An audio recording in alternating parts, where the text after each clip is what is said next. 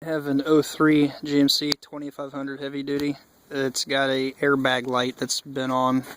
I finally got the code red at a dealer, and they said it was the front left airbag sensor on the front end of the truck, and they go by as if you're sitting in the truck, so it'd be the driver's side.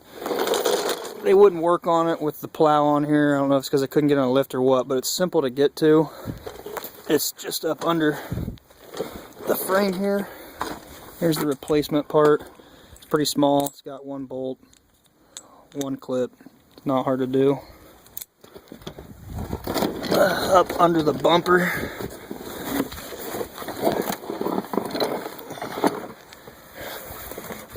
Right up here, kind of just about below where the radiator would be. There's a little clip that's kind of got yellow and orange on it.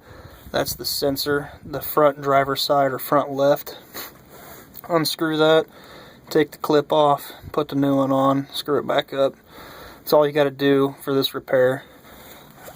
There's the other one for the passenger side. Not hard to do. Just don't want to do it when it's middle of winter like this.